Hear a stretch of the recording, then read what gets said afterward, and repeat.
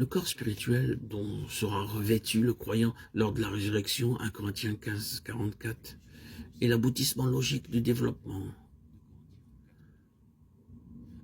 de la vie spirituelle, de tendre vers le but, vers la perfection. Ce qui est spirituel n'est pas le premier, écrit l'apôtre, mais ce qui est animal.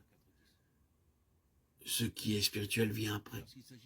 Les enfants en Christ sont encore charnels. Mais lorsqu'ils ont compris Romains 6, ils cessent de marcher selon la chair et se laissent guider par l'esprit.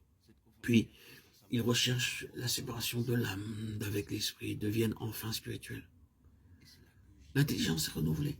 L'âme et le corps deviennent des instruments dociles dont Dieu peut se servir, par quoi il peut s'exprimer.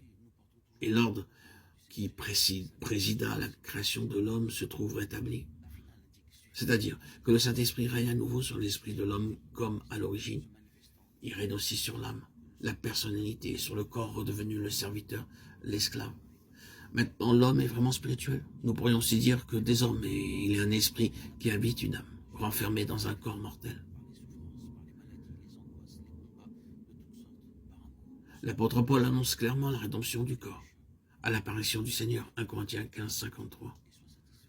Nous-mêmes, nous soupirons attendant la rédemption de notre corps, Romains 8, 23. Nous attendons aussi le Sauveur, le Seigneur Jésus-Christ, qui transformera notre corps vil pour le rendre conforme à son corps glorieux, Philippiens 3, 20, 21.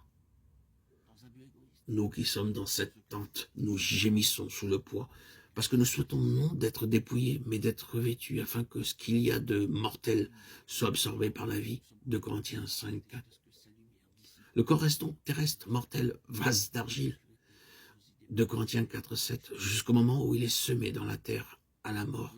Après quoi, il ressuscitera, corps spirituel, ou bien encore, s'il est vivant, il sera changé en un clin d'œil à la venue du Seigneur. Mais l'homme spirituel qu'anime et dirige quotidiennement le Saint-Esprit peut recevoir chaque jour davantage les arts de cette rédemption future. En effet, le corps aussi est touché, vivifié, fortifié par cette vie de l'Esprit d'en haut, selon que l'exprime l'apôtre dans Romains 8, 11. Si l'Esprit de celui qui a ressuscité Jésus d'entre les morts habite en vous, celui qui a ressuscité Christ d'entre les morts vivifiera vos corps mortels par son Esprit qui habite en vous. Cette puissance à l'œuvre dans le corps, celle de l'Esprit du Père qui a ressuscité Jésus d'entre les morts, ne peut agir, se manifester que si l'homme perd sa vie, son âme, selon l'expression du Christ. Si le corps est bien crucifié avec son Sauveur, de sorte que la voie est libre pour l'action de celui qui est un esprit vivifiant,